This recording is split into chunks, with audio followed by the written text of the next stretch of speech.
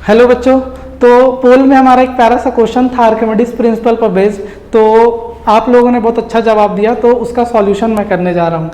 ये जो सवाल है वो बेसिकली आर्किमिडीज प्रिंसिपल पर बेस्ड है और इसमें हमें जो सबसे पहले पता करना है कि जब हमने आइस क्यूब को वाटर में डाला तो जो अमाउंट ऑफ वाटर डिस्प्लेस्ड होगा कुछ, और जब आइस मेल्ट होगा तो हमारा कुछ वॉल्यूम ऑफ वाटर फॉर्म होगा।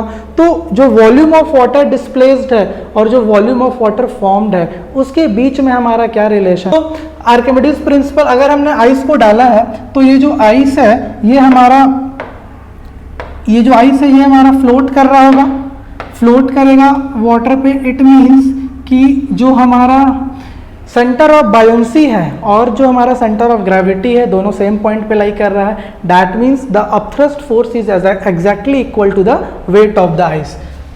Wait of the ice is exactly equal to the upthrust. और अपने को पता है आर्किमिडीज प्रिंसिपल के अकॉर्डिंग कि upthrust is equal to the weight of the liquid displaced. यहाँ पे लिक्विड कौन सा है? यहाँ पे लिक्विड हमारा वाटर है। सो of water into volume of water into g, and what will be the weight of the liquid displaced? Rho of ice into volume of ice into g। तो अगर हम इसको ऐसा करते हैं तो अगर हम मान ले रहे हैं let volume of ice, volume of ice हमारा अगर 100 ml है या 100 सेंटीमीटर क्यूब है, और अपने को पता है कि जो रो ऑफ आइस होता है इज 0.9 ग्राम पर ml और पर सेंटीमीटर क्यूब। तो इस हिसाब से हमारा मास ऑफ आइस क्या हो जाएगा? Density is equal to mass upon volume, that means mass is equal to density into volume, that means 90 gram.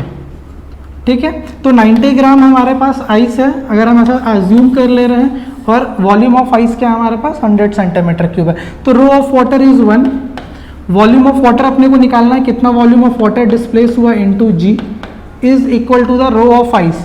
Row of ice that means 0.9 into volume of ice हमने क्या माना है? 100 into g. So volume of water will be equal to what? Volume of water will be 90 centimeter cube. So जो हमारा water displace हुआ है वो कितना डिस्प्लेस हुआ है?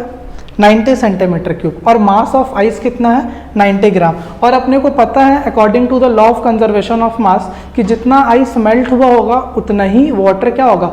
फॉर्म होगा। दैट मीन्स कि mass of ice will be equal to mass of water form।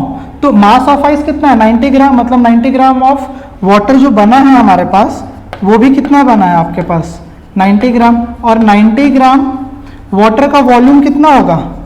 90 gram water का जो वॉल्यूम होगा वो आपका 90 सेंटीमीटर क्यूब होगा।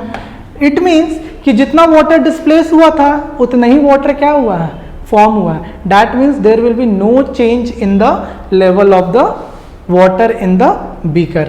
सो तो इस सवाल का आंसर जो होगा वो क्या होगा? Remains same. ठीक है, तो अधिकतर लोगों ने इसका क्या अटेम्प्ट किया था? अधिकतर लोगों ने अटेम्प्ट किया था increases and water comes out of the beaker.